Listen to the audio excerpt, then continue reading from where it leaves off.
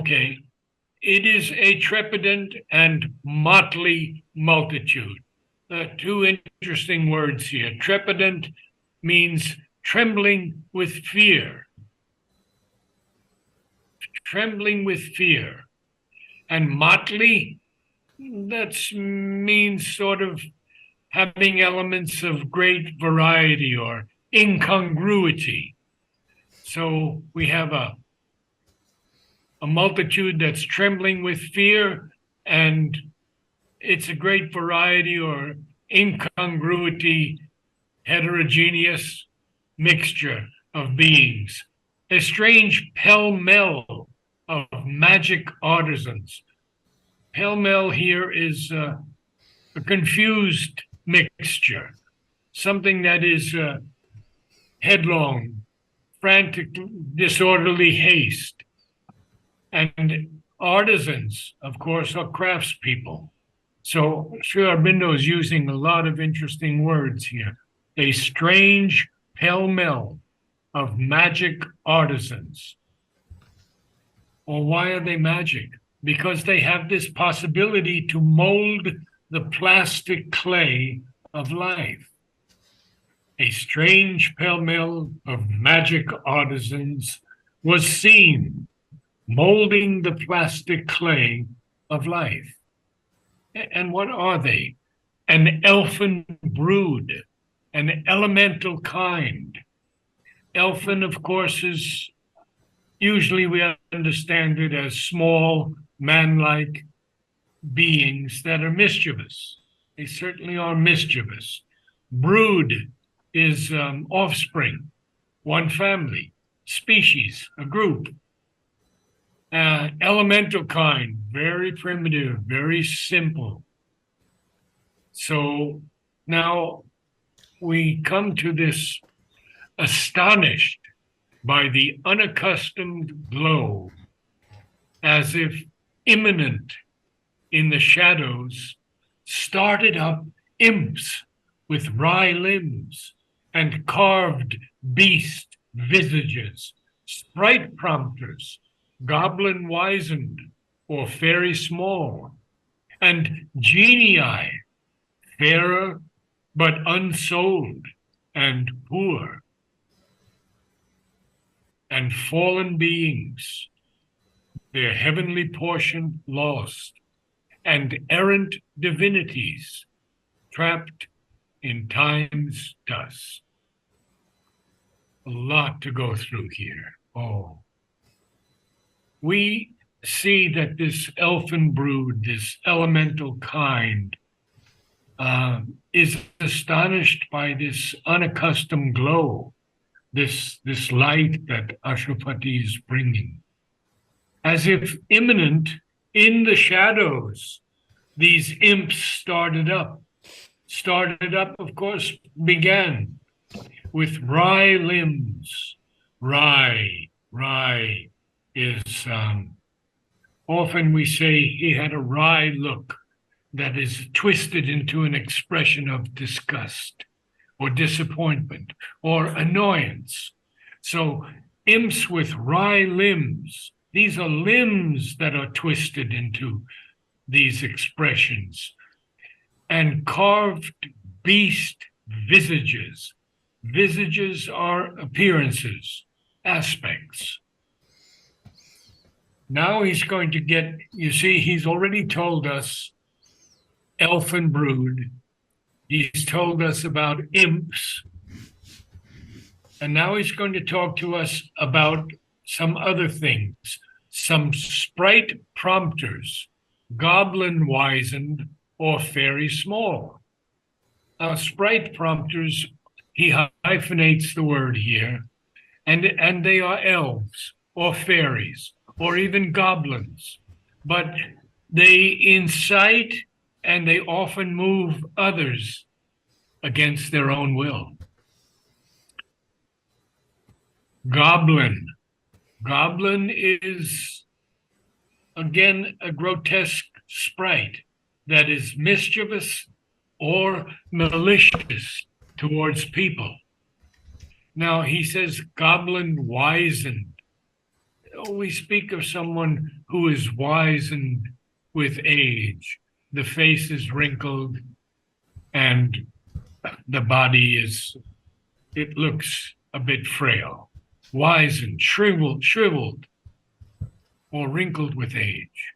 So these sprite prompters, goblin wizened, or fairy small. So they can be elves, they can be fairies, they can be goblins, they can be types of sprites, fairy small, like a fairy. And it's a class of supernatural beings. They're generally considered as having a diminutive human form, but they possess magical powers. And they also intervene in human affairs. Now he's going to talk about genii, fairer, but unsouled and poor. Genii is from the Arab jinn, or DJIN, or JINN, and that is a collective class of spirits. Some are good, some are evil, and many are supposed to interfere powerfully in human affairs. So we have all of these things that Sri Aurobindo gives us, and now this shocking thing, and fallen beings, their heavenly portion lost, and errant divinities trapped in time's dust. These are the ones who have gone against the will of God. They're fallen beings. They may even be errant divinities, divinities who strayed from the proper course or the proper standards, and therefore they're trapped in time's dust.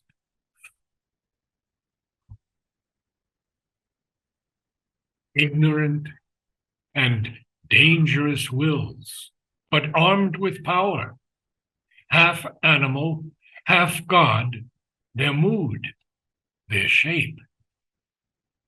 Out of the grayness of a dim background, their whispers come, an inarticulate force, awake in mind, an echoing thought or word. To their sting of impulse, the heart's sanction draw, and in that little nature do their work, and fill its powers and creatures with unease.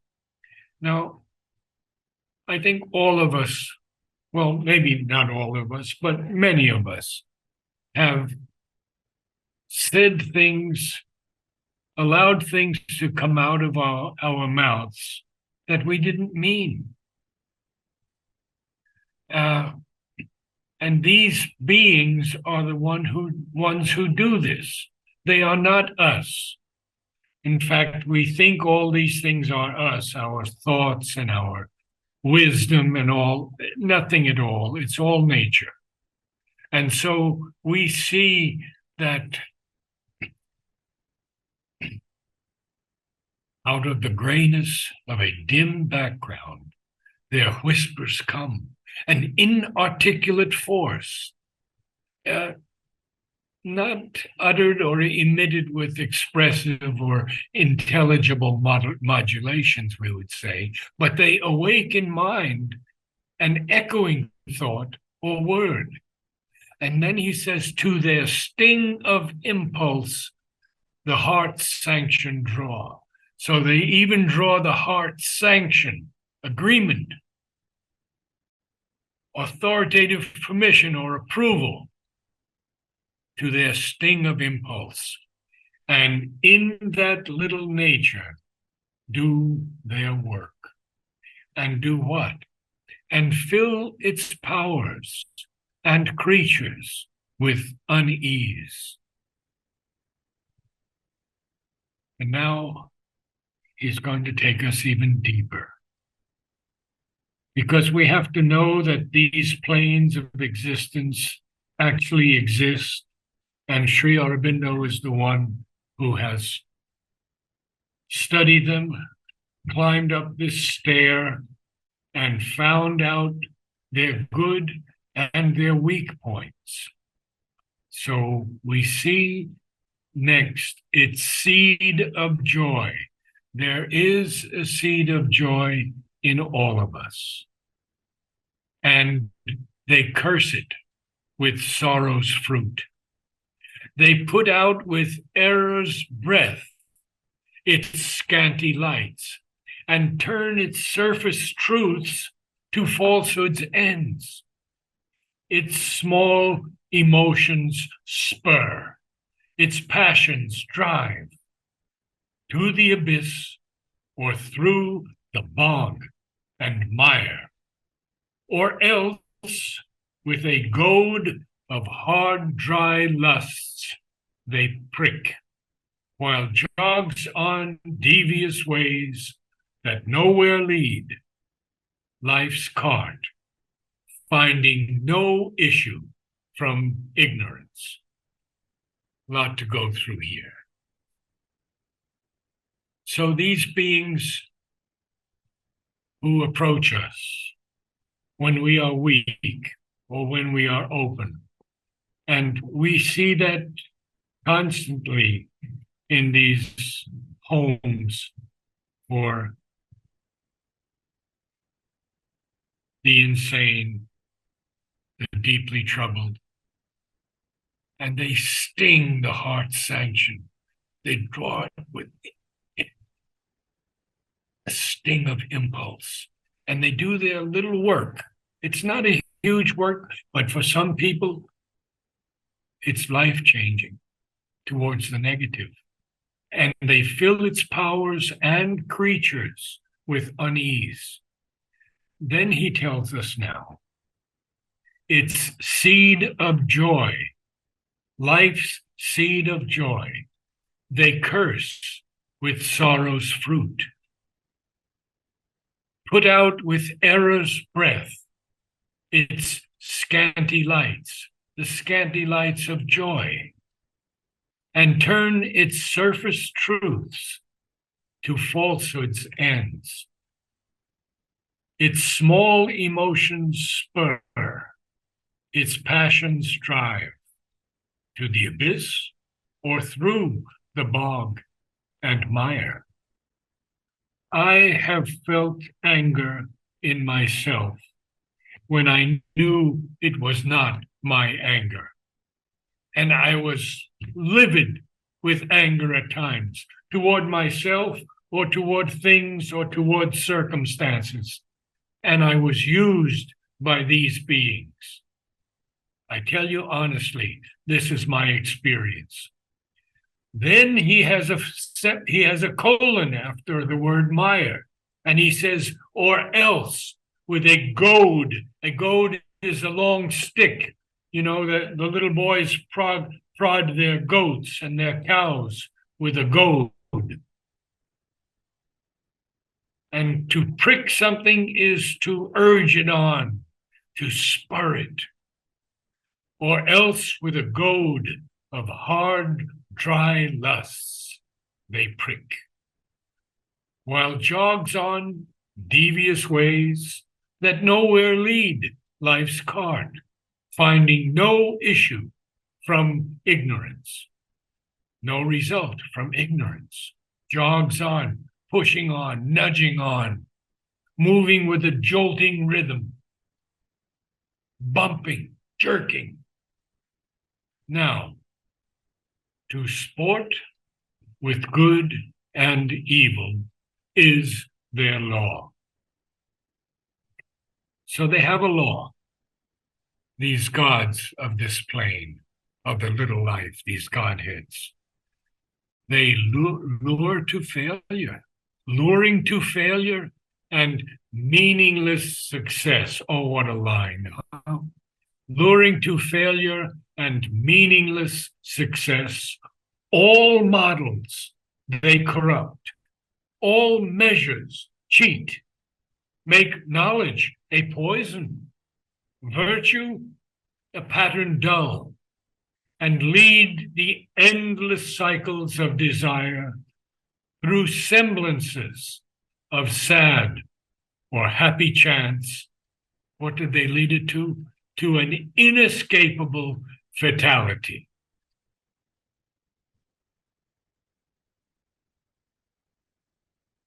They sport. They sport. It's their recreation. It's their play. It's their frolic. It's their pastime. They sport with good and evil because that's their law. That's what they do at this realm. And they even lure to failure and meaningless success. They corrupt all models. They cheat all measures. They make knowledge a poison, and they make virtue a dull pattern, and lead the endless cycles of desire through semblances, appearances, likenesses of sad or happy chance to an inescapable fatality. Oh, I don't know if we should go on. This is so difficult, but we must know that these beings exist and they do have purchase in our lives. They can enter our beings when we are unaware. Mother speaks about them at great length.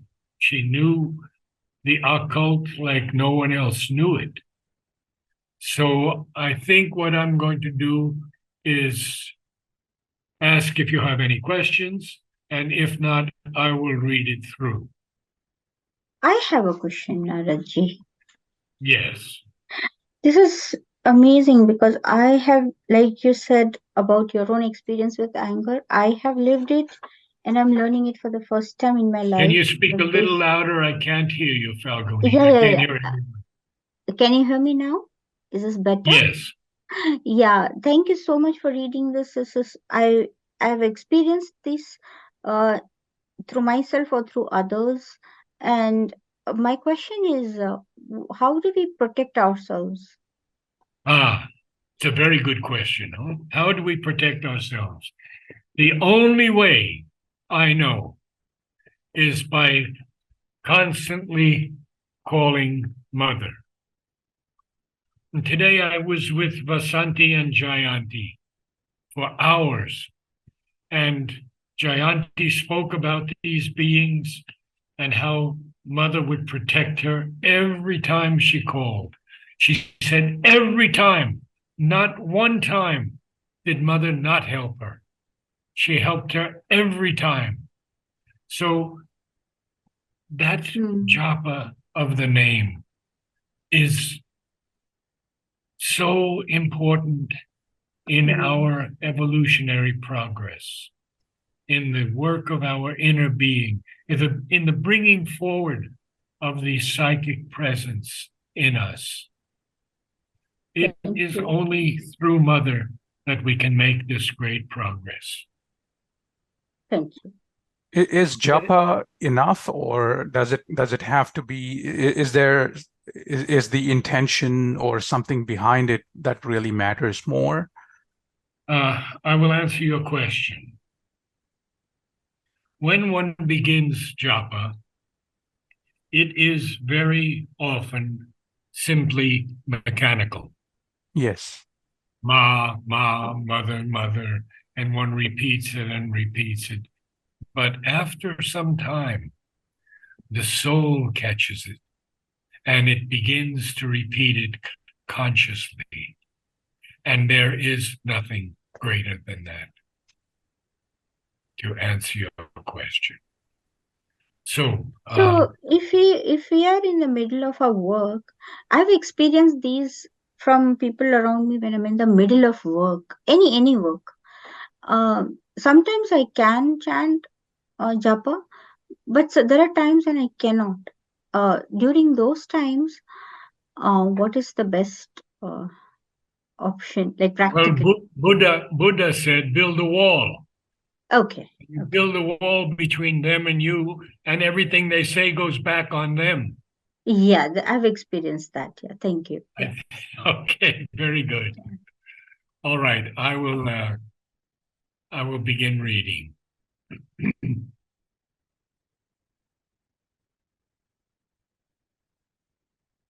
A trepidant and motley multitude, a strange pell-mell of magic artisans. Look at the music here. Motley multitude, magic, mel. Oh, the alliteration is so beautiful. We should sometimes talk more about the mantra in Savitri, the music in Savitri. But let's leave that for another time, and I'll read now. A trepidant and motley multitude, a strange pell-mell of magic artisans, was seen molding the plastic clay of life, an elfin brood, an elemental kind, astonished by the unaccustomed glow, as if imminent in the shadows, started up imps with wry limbs and carved beast visages, sprite prompters, goblin wizened, or fairy small, and genii, fairer but unsouled and poor, and fallen beings, their heavenly portion lost, and errant divinities, trapped in time's dust. Ignorant and dangerous wills, but armed with power, half animal, half God, their mood, their shape. Out of the grayness of a dim background, their whispers come, an inarticulate force, awake in mind an echoing thought or word.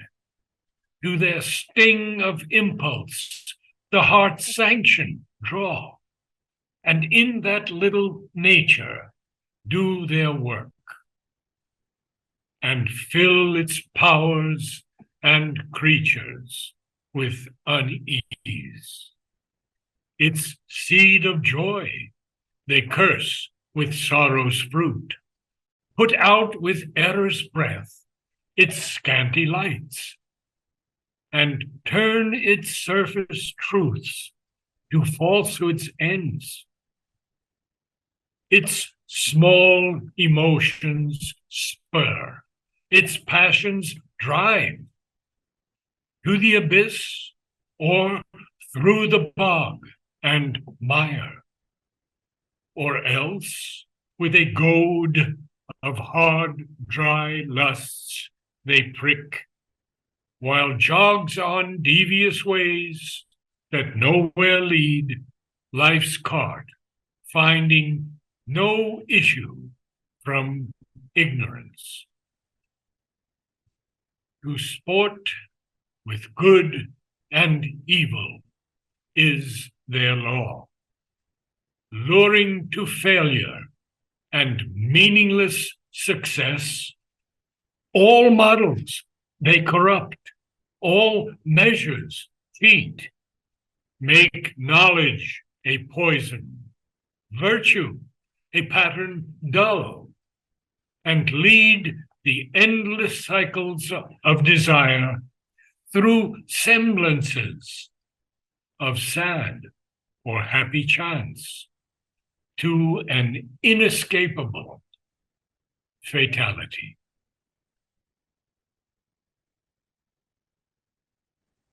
Any final questions? Any thoughts, Vladimir? Well, one thought comes to mind that these are the powers of nature, which by this fighting and leading to fatality are actually providing the space for new creation, for new interference of the divine, for new powers to enter and to make new order. They don't, that's why they are permitted to work, because they are helping to clear up the space. We cannot just pile up good things. We need to introduce more and more new powers of the divine. And for that, they work also for the divine, these powers. Well, this is, of course, the what the Asura does. Right. And why he is permitted to do his work. And he's permitted. And Mother says, but they are also my children. Right. So the Asura is also Mother's children because it does goad us. It goads us perhaps into doing right at times when we see that we are doing wrong. Right. But this is not, what shall I say, a beautiful passage that we've just been through. All of these elves and fairies and sprites and goblins they're not huge, they're not Asuric, but they are destructive if we Could allow we- them to. Could we put them under the term of Pishachas? I would say so, yes, definitely. Are Yes. they Bhutas like Sri Aurobindo talks about in some of his letters on yoga? He talks about, for example, in a letter, he talks about, sometimes you see a pen falling, and he says, "Do you think it just fell on its own? There was a Bhuta, or a kind of an elven spirit, an elf, that was actually goading the pen to fall, or for a simple thing to fall from the table, etc." But These notice. things are, of course, they are possible. But I think what this passage has to tell us is don't go there. We are Don't already go- there, yes. Don't go there. We are already fully there among Oh, them. dear. Yes. My positive friend Vladimir. You were saying about anger today, and I was thinking, well, I was thinking about myself. Am I so stupid, really, that I can be angry with something physical like a gust of wind, or or the splash of water? Is it really possible to be angry with? And then when you said this today, I thought, now I understand. You can be angry with anything. Because With these anything, you forces- drop a piece of paper and you Right. say, why did I drop that paper? And then you curse the paper. Yes. What did the paper do? Paper didn't do anything, but you let it drop. Okay. Exactly. All right. Or you Oh, say to thank you yourself, all. you say to nature, not now, please, not now, not again. To whom do you say not again? Very true. Very true. Yes. So Can really, I- it's beautiful. Yeah. Can I speak to you, Naradji, for 5 minutes, or is it okay? Not tonight. I'm Okay, a bit tired tonight, but another time, sure. I will email you. Sure. Okay, very good. Okay, namaste. Namaste. all. Namaste. Thank you. Thank you. Namaste. Thank you, Narad. Thank you. Namaste.